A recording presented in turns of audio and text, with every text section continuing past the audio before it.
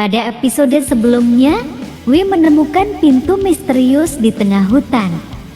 Karena penasaran, ia mengajak Neil untuk menyelidikinya, yang ternyata juga diikuti oleh Fern dan Kibi. Lalu, mereka berempat memasuki pintu tersebut. Namun tiba-tiba, pintu itu tertutup, menjebak mereka di dalam bangunan yang misterius.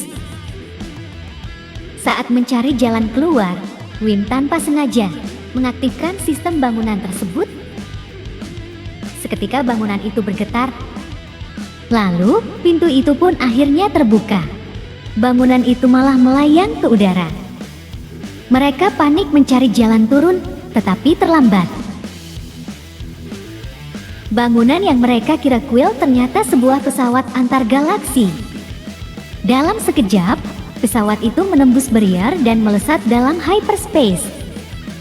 Kini, mereka terjebak di tengah semesta yang asing, jauh dari planet asal mereka, Atetin. Episode kali ini dimulai dengan sebuah pesawat antariksa yang sedang melaju menembus hyperspace. Pesawat itu dikelilingi cahaya bintang yang berpendar seperti kilatan listrik. Sementara, sekelompok anak-anak ini masih berusaha memahami kenyataan yang mengejutkan mereka. Mereka benar-benar telah meninggalkan planet Atetin. Rumah mereka kini hanyalah titik kecil di hamparan galaksi yang luas. Perasaan tak percaya bercampur ketakutan mengisi ruangan. Bagaimana bisa mereka sampai di sini? Dan yang lebih penting, bagaimana cara mereka kembali? Tiba-tiba, suara menyeramkan menggema dari belakang mereka.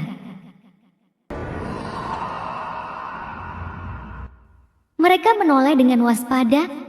Dari kegelapan lorong, muncul sesosok makhluk misterius yang perlahan berjalan mendekat. Jantung mereka berdegup kencang, makhluk itu semakin dekat, dan tiba-tiba ternyata itu adalah sebuah droid penjaga kapal.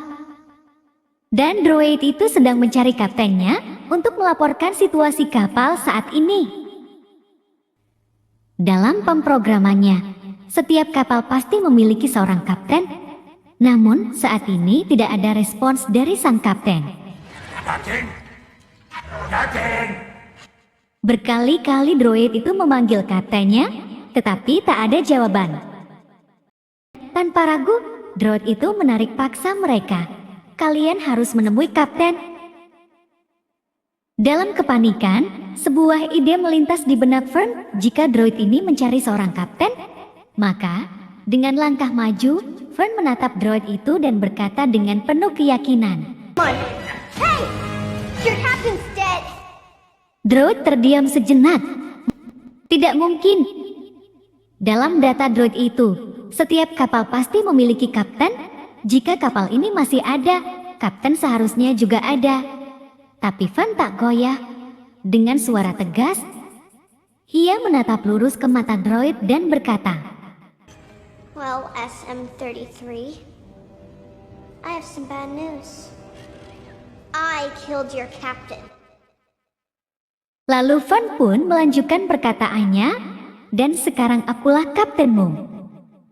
Akhirnya, setelah beberapa saat mempertimbangkan, droid itu menerima pernyataan Van dan secara resmi mengangkatnya sebagai kapten kapal.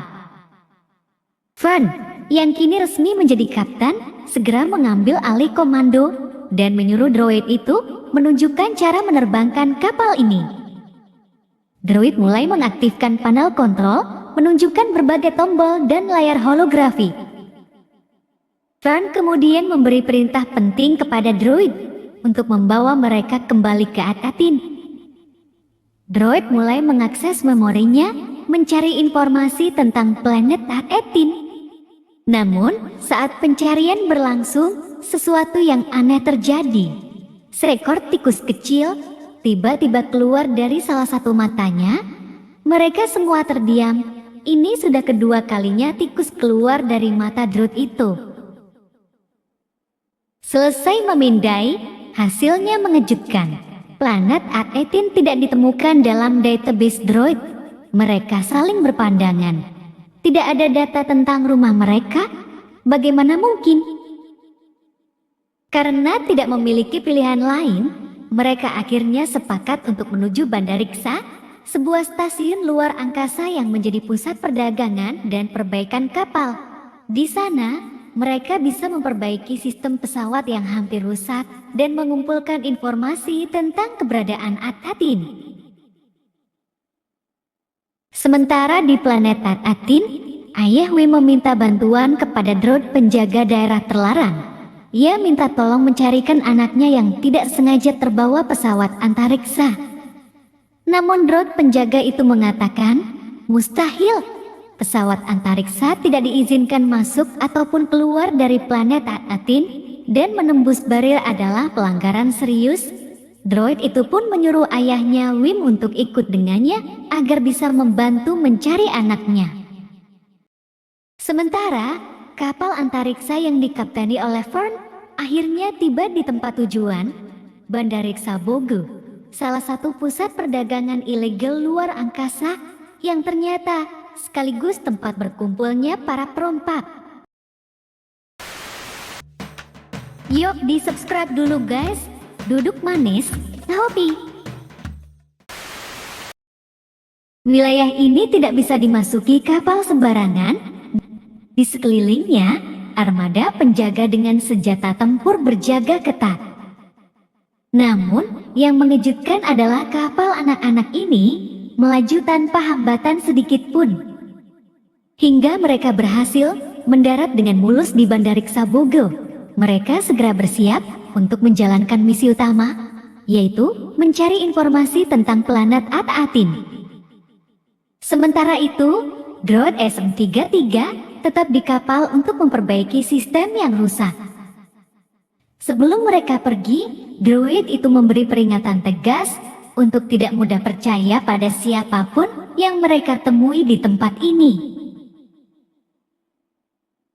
Setelah tiba di tempat yang dituju, Wim memberikan koin sebagai upah kepada si pengemudi kapal yang mirip sama monyet ini.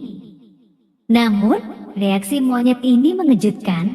Ia terlihat sangat senang, seperti belum pernah mendapatkan koin yang seperti ini. Lalu monyet itu buru-buru pergi dari sana. Setelah itu, mereka mulai menjelajahi market yang luas. Di tengah-tengah pencarian mereka, tanpa sengaja mereka berpencar. Sementara itu, di tempat lain, Kibi terpaku menatap sebuah pertunjukan yang menarik perhatiannya. Ketika seorang pedagang tengah memamerkan berbagai senjata uniknya. Namun tiba-tiba salah satu senjata itu berputar dan mengarah langsung kepadanya. Kibi mundur pelan-pelan dan tetap tenang. Tetapi sebelum ia bisa melangkah lebih jauh, Kibi menabrak seseorang dari belakang. Dan ternyata yang ia temukan adalah Fern. Akhirnya mereka berdua berkumpul, menyisakan anak-anak cowok yang tidak tahu di mana keberadaannya. Lalu tiba-tiba seorang wanita datang menghampiri mereka berdua. Untuk menghindari perhatian orang-orang di sekitarnya, ia kemudian menarik Fern dan Kibi ke sebuah tempat. Bogo penuh dengan perompak yang bahaya untuk anak-anak seperti kalian, ujar wanita itu. Kemudian, wanita itu menanyakan di mana rumah mereka.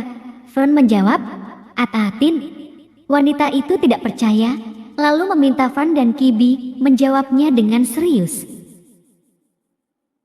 Di sisi lain, Wim dan Neil sedang berada di tempat makan.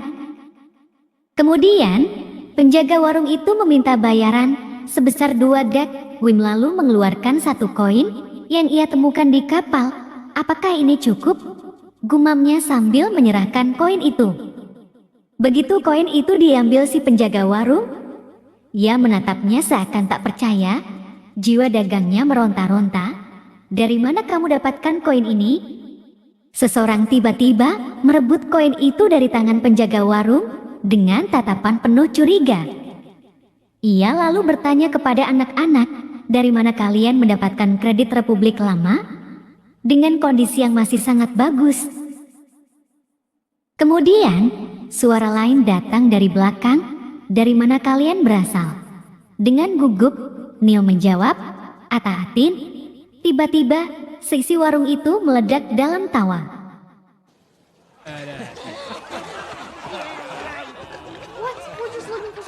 Sementara, di sisi lain, Fern dan Kibi, alih-alih seperti mau ditolong, mereka malah merasa seperti mau diculik. Lalu, perempuan itu menanyakan lagi, apakah mereka berasal dari planet harta karun abadi yang hilang. Kemudian, dari arah berlawanan, Wim dan Neil berlari panik, dikejar oleh sekelompok orang bersenjata. Tepat ketika mereka hampir sampai, Wim jatuh terjerembab, menyeret Neil bersamanya. Di saat yang tepat, datanglah Fern dengan gagah berani, menebakkan senjatanya ke atas, serta memperingatkan mereka yang mengejar Wim dan Neil, lalu menyuruh mereka semua mundur. Para pengejar Wim dan Neil langsung berhenti. Ternyata para pengejar Wim dan Neil itu adalah perompak yang tertarik dengan koin yang dimiliki oleh Wim. Lalu, salah satu perompak itu merebut senjata yang dipegang oleh Fern, kemudian menodongkan balik ke arah Fern. Tiba-tiba, dari arah belakang terdengar suara, "Do not touch my captain." ternyata itu adalah droid SM-33. Dengan langkah yang sedikit pincang, SM-33 menghampiri para perompak. Suasana pun menjadi tegang. Tiba-tiba, salah satu perompak menembak ke arah SM-33. Namun, serangan itu tidak berpengaruh. Dengan gerakan cepat, SM-33 menghantamnya dengan kepalan besi dan mengirimnya terlempar ke belakang. Pertempuran pun pecah. Merasa ada perlawanan dari para perompak, droid SM-33 itu menghajar semuanya dengan gagah berani, menjatuhkan mereka satu persatu dengan pukulan maupun tendangan. Kemudian datang perompak lain yang menembak droid SM-33. Namun, tembakan itu sepertinya tidak berpengaruh pada droid, hingga akhirnya para perompak itu pun dihajar. Kemudian, droid SM-33 mengajak anak-anak untuk segera pergi ke kapal, dan mereka pun berlari. Ketika mereka berada di kapal penyeberangan, tiba-tiba droid SM-33 ditembak dari belakang hingga menyebabkan ia ambruk dan lumpuh. Lalu, dari salah satu matanya, keluar tikus seperti biasanya. Tikus itu seperti kepanasan. Kemudian tikus itu pun berlari ke arah Neil, dan Neil pun menyelamatkannya. Kapten perompak itu heran, bagaimana bisa anak-anak ini sampai ke Bandar Ixabogo, dan bagaimana mereka melewati meriam-meriam penjaga? Untuk menemukan jawabannya, akhirnya kapten kepala perompak itu membawa anak-anak dan menahan mereka. Ternyata, para perompak itu adalah perompak yang menghajar kapten mereka di awal-awal episode pertama, dan kapten mereka saat ini adalah sang serigala. 2,000 years later. Lalu scene pun berpindah. Di dalam penjara, Neil menyuruh tikus yang ia selamatkan tadi untuk mengambil kunci yang ada di luar sel tempat mereka ditahan. Seolah-olah mengerti, tikus itu pun berlari dan menaiki tiang dengan lincah. Sesampainya tikus itu di tempat kunci, ia malah kebingungan apa yang akan diambil. Saking bingungnya, tikus itu pun kabur entah kemana. Di saat mereka bingung mau ngapain, mereka mulai sadar bahwa planet At-Atin hanyalah mitos bagi orang-orang di Bandariksa ini. At-Atin adalah legenda, tempatnya harta karun abadi tersembunyi. Namun, bukti kecil menunjukkan Wim membawa koin Republik Lama yang ditemukannya. Tanpa mereka sadari, mereka membawa sesuatu yang sangat berharga bagi para perompak. Di tengah-tengah pertengkaran antara Wim dan Fern mengenai kesalahan mereka hingga terdampar di dunia perompak ini, tiba-tiba dari arah belakang terdengar suara. Dari bayangan gelap di sisi penjara, seseorang melangkah mendekati mereka. Dengan jubah hitam dan wajahnya yang tersembunyi di balik penutup kepala, membuatnya sangat misterius. Dia lalu menawarkan mereka bantuan untuk keluar dari penjara ini, lalu menaiki kapal bersama dan menemukan planet yang mereka cari. Orang aneh itu hanya meminta untuk membawa dirinya menaiki kapal.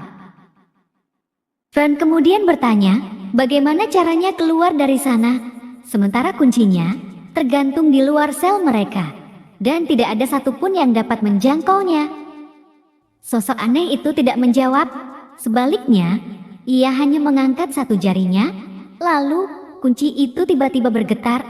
Perlahan, kunci yang tergantung di depan sel itu melayang di udara, bergerak dengan sendirinya ke arah orang misterius itu. Kemudian kunci itu pun digenggamnya.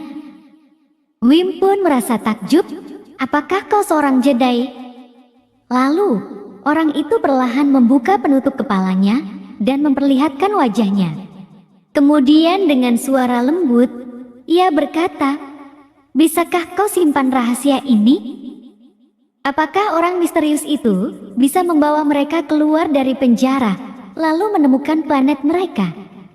Ataukah hanya orang jahat yang ingin menguasai harta abadi yang ada di Atatin? Ikuti petualangan mereka di episode selanjutnya.